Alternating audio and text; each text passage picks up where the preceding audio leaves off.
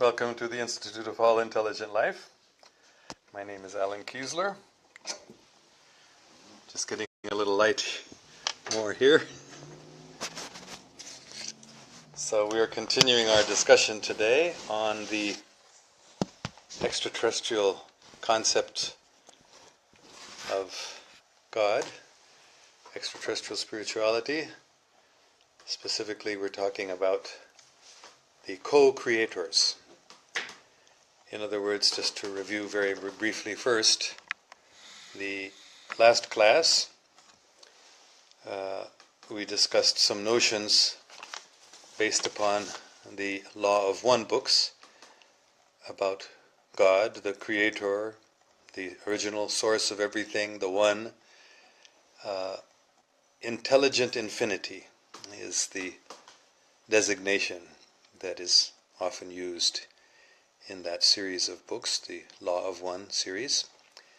And the second aspect of divinity is free will, or the freedom of will of awareness, when the One, again, when doesn't mean in time, but in terms of philosophical development or progression, when that One becomes aware of manyness, or when the infinite becomes aware of finitude. That's the second stage, or aspect. And third is the creative principle, infinite energy, also described as love with a capital L, logos with a capital L. And the fourth stage is light with a capital L.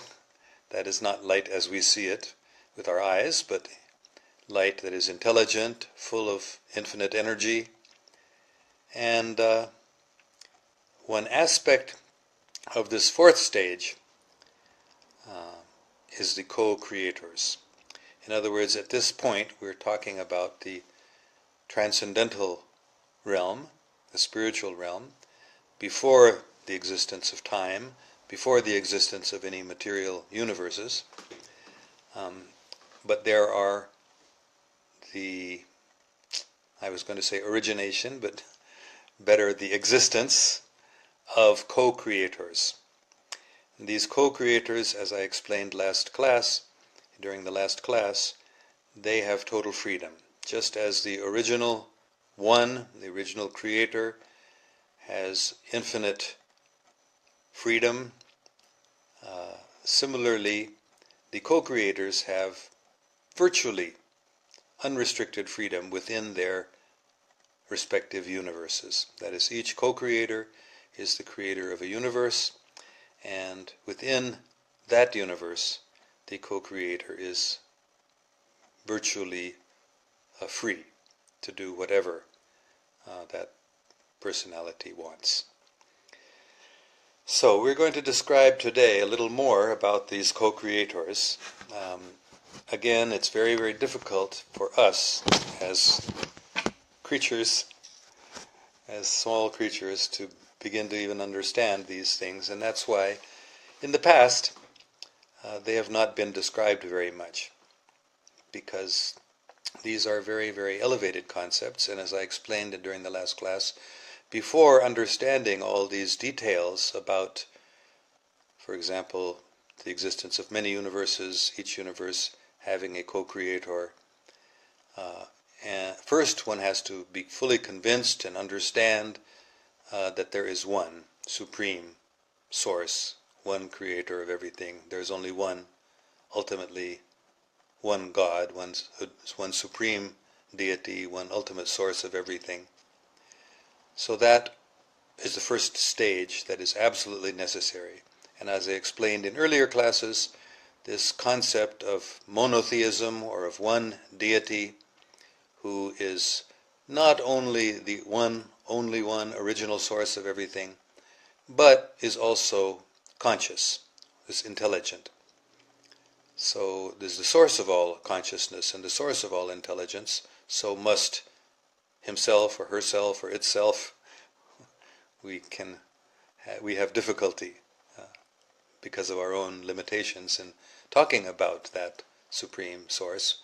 But we have to understand this one point, that there is one Supreme Source who is both the origin of everything and is also a personality, a conscious being, not limited like we are limited personalities, but that original source of everything must be conscious, must have individuality. Otherwise, where is our consciousness? Where is our personality? Where is our individuality? Those concepts come from. All right, so now we're going to go into a further discussion of extraterrestrial understandings about these creators, these co-creators of the universes. And this discussion is based more on the Urantia Book, which I have referred to earlier in this course. And it describes these beings, these co-creators, as each one being unique. And although they all are co-creators of the one Supreme Creator, although they all utilize the power and authority of the one Supreme Creator in their creations, they are each distinct from every other. Each one is distinct from the others. Each one is a unique individual. Not only a unique personality, but having a unique nature. This is a little mind-boggling for us to think about this, but because we think, how many different natures can there be? We may think, okay, there's God who has one type of nature, and there's living beings who have another type of nature. Maybe we can think about different types of living beings having different types of natures, like angels and men, or jinns and dragons in different cultures. There are different types of living beings who may have different types of natures. But the idea that every one of the millions, and we can't even conceive of how many different universes there are, and how many different co-creators there are, but each one of them has a different nature. Each one of them has a different personality and a different nature. So that's a mind-boggling concept. But as we begin to learn more about God, as we learn more about the divinity and the extensive creation, it is mind-boggling. The more and more we learn, the more and more our minds get boggled by the enormity of the creation and by the variety within it. So I'm just going to make a few points about the creators, co-creators, as the Urantia Book describes them. They are, of course, related closely to the Supreme original Godhead, the original Creator, and they also have a very, very touching, profoundly affectionate relationship. That is, the Supreme God and the co-creators, they have a very, very, again for us, impossible to really understand very much, but we can get a sense how there is a profound love and affection between parents and children, or between a husband and wife, or between very close friends. So all of these sorts of relationships of affection, they are just pale reflections of that incredibly exalted and superlative relationship between the original God, the original source of all, and the co-creators of the universes. And a little bit about what happens in the creation of a universe. Evidently, although there are practically no restrictions on them, these co-creators follow certain patterns, or there are certain principles that they follow in their careers. Of course, boy, there's so many different things that we have to consider here. Because we are now talking about creation, we start getting into the idea of time. Because time exists within these universes that are created. The pre-existing reality, which is also not simple, the spiritual world is also vast, even vaster than the material universes. And there's also variety there, which we are going to talk about more later. But just briefly, I'll just say that you can say there are unlimited numbers or hundreds of thousands or millions of universes, spiritual universes, which are eternal. And each of them has not a creator because they're eternal, but each one of them has a head, you could say. But we're not going to talk about that now. This concept is present from many extraterrestrial sources. And I will talk a bit about that later today. But mainly I'm wanting to focus now on the co-creators of the universes, that is the material universes. And what's very, very interesting about these co-creators is that they undergo a career. That is, they come to understand and appreciate their own creations by, again, through the power of the original source, the original Godhead. They create creatures within their universes. They not only create universes, but they create creatures. Of course, in one sense, they don't create the creatures because the personalities or the souls, whatever word you want to use, there's a spiritual divine essence of all living beings that even the co-creators don't create. That comes from superior spiritual source. But they can create all different sorts of beings. And these co-creators, they undergo, as I said, a career.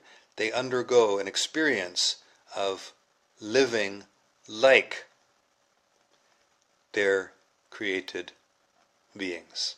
That is, they can, and they do, incarnate, maybe is the right word. They do take birth as creatures of their own creation. That is, they create beings within their own universes, and then they also participate in the life of those creatures by living a life as those creatures are. And in fact, the Urantia Book says that every creator's son, although there's no necessity, really, that he would have to do it, that is, he's free, I say he, but he's free to not do it if he doesn't want to, but they all do it, just because it is a process by which they can fully understand and gain the love and appreciation of their creatures when they take birth as a creature themselves, as one of their creatures. So this is a very amazing concept, and of course for Christians this can explain the whole teaching about Jesus as the incarnation, as both human being and God. Of course, when we use the word God here, we're not talking about the original Godhead, the source. We're talking about the co-creator, who is also, in one sense, a God, because that, not a God with a capital G, but is a ruler of an entire universe, a creator of an entire universe, an administrator of an entire universe. So this relationship between the creator, the co-creator of a universe, and the creatures of that universe is a very, very wonderful relationship. And it especially becomes perfected when those co-creators experience a lifetime as, or more than one lifetime, as a creature of that universe. So this is, I'm just passing over very quickly a lot of details here, but I'm just saying that these co-creators engage in a career in which they perfect their own, what's the right word, their own dominion, their own administration, their own control of their universe. That is, they don't just impose their control. They don't just impose their authority. Even such a co-creator, such a powerful being, who is virtually the unlimitedly free ruler of that creation, they do not impose their authority. They earn their authority. They earn the love and respect of their creatures through this process of becoming a creature of their, becoming like the creatures of their own creation. So these are some very, very deep and amazing concepts that, again, I will repeat what I said last time. We have limited knowledge.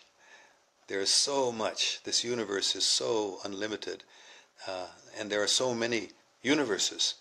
Our own understanding of all these matters is very, very limited. So if we can gain some further understanding from extraterrestrial sources who have a much broader knowledge of these matters, just from experience or from their personal knowledge, why shouldn't we accept it, or at least why shouldn't we investigate it? Why shouldn't we be open to it?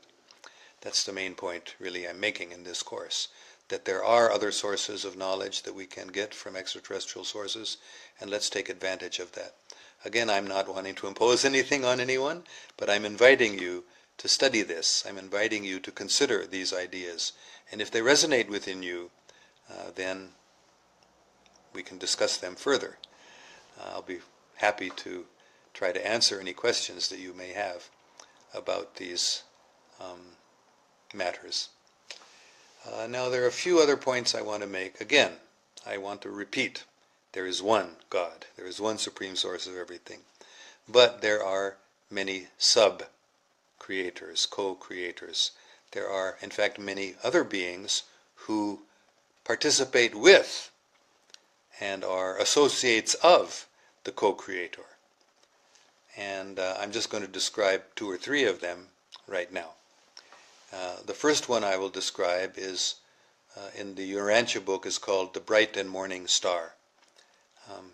That is like the right-hand man, you might say, of the co-creator. In other words, the co-creator sometimes may journey out of his creation to the spiritual world, for example, or to take a birth as one of the creatures of his own creation. In that case, the bright and morning star takes the position, the administrative position of the co-creator. So that's one type of personality that exists in the highest levels of the universe administration. And that's the firstborn native being of the universe. In other words, the very first creature created by the co-creator of a universe. Within that universe is the bright and morning star. Or the local universe chief executive is another phrase that the Urantia Book uses to describe this personality. In addition, there are two other personalities that are not creatures of the co-creator, but they come along with the co-creator to assist in the process of creation, or anyway, I don't know what the best word to use. One of them is like an advisor, and that personality comes, once the site is selected, you might say, once the site within the material realm is selected by a co-creator for that particular universe, the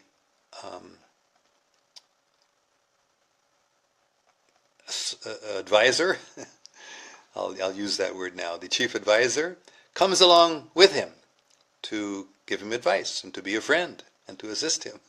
So this may sound amazing, but this is what we are told by these extraterrestrial sources, and it's actually wonderful to consider these things, to think about them, and to ponder how a co-creator of an entire universe also has a friend and an advisor, also has a right-hand man, And the third person I'm going to talk about, and this is a very, very difficult concept, or let's say it's easy to misunderstand, therefore I'm going to try to be very, very careful in how I talk about this, but there is a cooperative co-spirit along with the co-creator, who also comes, not like the right-hand man, who's the first created creature, not like the advisor who, if anything, although this may sound a little funny, but if anything is sort of in a superior position to the co-creator as an advisor. But this other personality comes with the co-creator, and the Urantia Book actually uses the word for that personality as the mother spirit.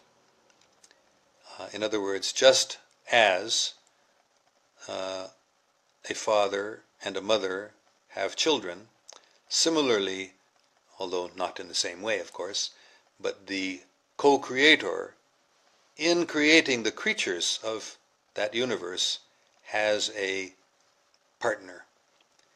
And we use the terms masculine and feminine, or father and mother, just as a way of understanding their equality, their intimacy, and that it's what goes on is between themselves. We really can't understand that. But this is what the Urantia Book explains. This is what other sources, other extraterrestrial sources also say the same thing. And this might be a little bit shocking to some people. But this is what we are told, and this is what we are advised, I would say, to explore, to try to understand. Okay, now the Urantia Book goes into great detail about the career of a co-creator. And I'm just going to mention some of these stages in that career. The first stage is sort of the authority or the sovereignty that co-creator has before the mother spirit has become personalized. That's the way the Urantia Book describes it. So there's an initial stage of sovereignty before the co-creator's associated spirit, or mother spirit, has been fully personalized. Then the second stage is when that universe, mother spirit, the universal, what's the right word? I don't know. But that cooperative personality has been personalized, that spirit has been personalized, then the two of them rule together. That's the second stage of the rulership of the co-creator. Then in the third stage, it is the period during which that co-creator undergoes lifetimes as a creature. And the Urantia Book describes that it's usually 7, maybe 6, 7, 8. I guess it's not an exact fixed number, but a good number of different experiences in different types of creature existence. That is, there are many different types of creatures. We know about a few of them, such as angels and human beings and jinn, or as I mentioned earlier, dragons. There is a category of beings which may not be familiar to Western audiences, but it's well known in the East, in Chinese culture and in Indian culture also. Nagas, they are called. It's another category of being. So the co-creator takes birth in these different categories of being. And during that process in which he is undergoing these lifetimes, that's the third stage of his authority or his sovereignty, his rulership.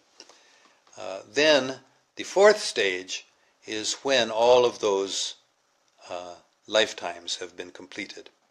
And that then comes to a type of sovereignty that's different, where it's fully, it's called supreme sovereignty in the Urantia Book. It means that then there's no question anymore. Before that, one could say there's some question about whether the co-creator has full authority because the creatures have not fully related to the co-creator. But once the co-creator has undergone those lifetimes as the different types of creatures, then nobody can object, you can say, that this co-creator doesn't understand us or something like that, because the co-creator has also undergone experience as a creature.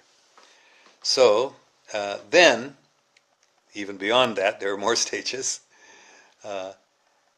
After, again, this is a whole other concept here, but each planet within a universe goes through different stages also.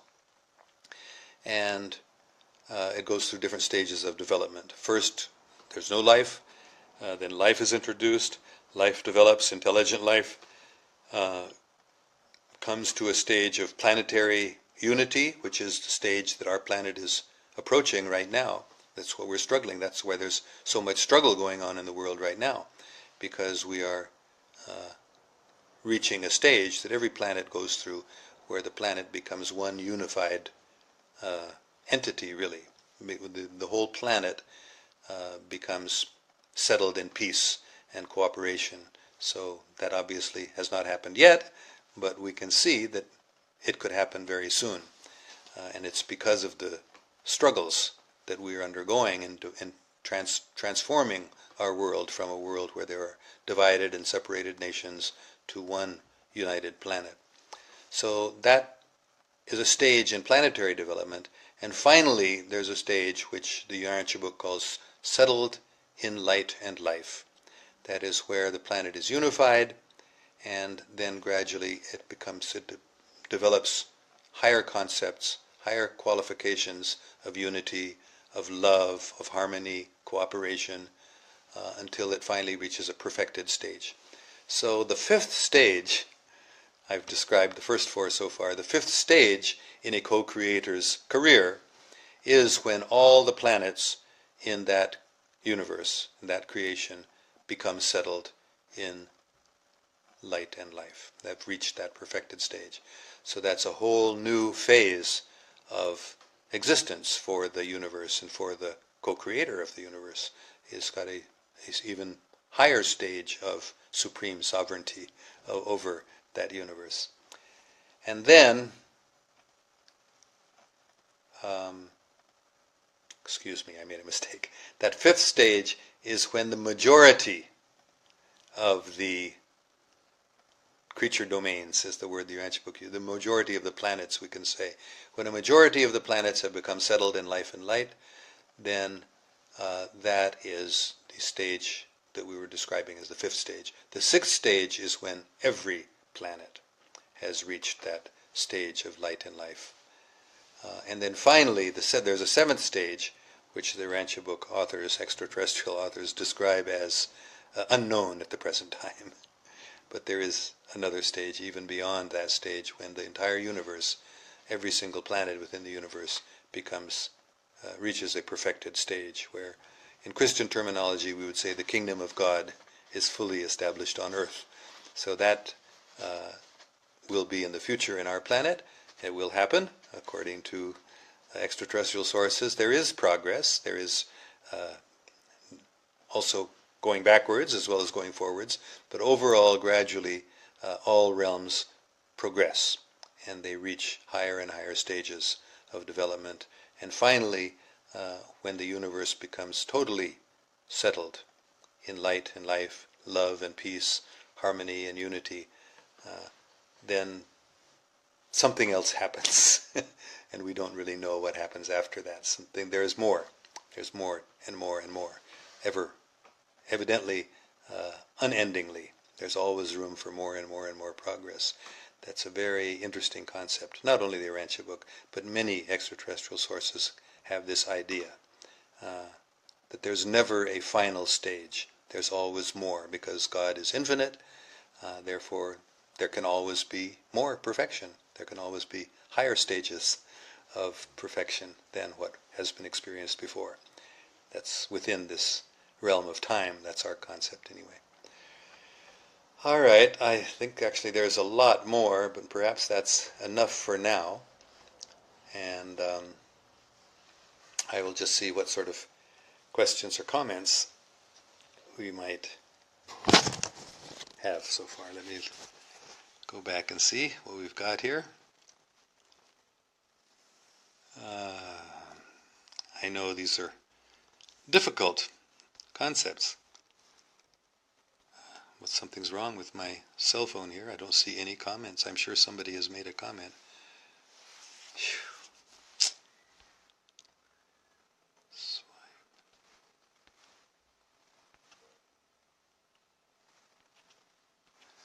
Facebook, okay, here we go. I found them. Okay, we have just some highs and salam alaikums and kya hal hai, how are you doing? I'm not going to answer questions like that, but okay. Sadaf Munir has asked a question or made a comment here. Difficult to grasp indeed. Can try though. Mashallah, you are back with amazing energy and a very peaceful vibe. So this is, yes, difficult to grasp. Why? It's actually not difficult to grasp, but for us it's difficult to grasp because it's beyond our experience. We have not learned of such things. We have not been taught such things. But now we're being taught them. Now our planet is being exposed to this sort of knowledge. Why? Because we are coming to that stage not only of the unity of the planet, but the stage of interacting with people from other planets. That is, we're becoming a citizen. Our planet is becoming a citizen of the global, the interplanetary, the galactic family of races. So, yes, this is difficult for us. But let's just step back and pray about it, meditate about it, and see, is this possible? Could there really be? Why not? Why shouldn't, in this vast universe, why shouldn't there be more knowledge available about these things? Okay, so, let's see, Rafia Latif, who is the author of this book you are referring to, sir? The authors, plural, are a number of different extraterrestrials. Some of them from our, what would we say, our level of reality, some of them from higher levels of reality, and some of them from the spiritual reality. In other words, within our universe, we can say our universe is a material universe. There are many levels of reality within it, and there is also an entire spiritual reality, which is eternal. The material universes are created at a certain point of time, and they go through this process of development. The spiritual universes, I use the plural, the spiritual universes, because there are many, many of them, they exist eternally in perfection. They don't come to perfection. They don't evolve to a perfected stage. So some of the beings who are authors of the Urantia Book come from the spiritual world. Some of them are higher level beings from our universe. At least this is the claim of the Urantia Book. So, all right, I'm trying to find if there are any more comments. I don't see any more. I don't know if this is the fault of my cell phone. It doesn't seem to be. Perhaps it's just that not many people have made comments today. So, all right, I think I will end the class then. We have had a couple of good questions, and this is, I think, difficult to grasp, as Sadaf Munir has said. That may be putting it mildly. Mind-boggling might be a better term, but this is what we are going to be experiencing for the rest of this course. There's more and more mind-boggling information which is coming from extraterrestrial sources. And I can just say that I've also had personal experience of some of this, so I know it's true. All right. Okay, I will bid you goodbye for today, and on day after tomorrow at the same time, 7 p.m. in California time, 7 a.m. Pakistan time. That is Thursday in America and Friday morning in Pakistan. I hope to see you again. Peace be with you.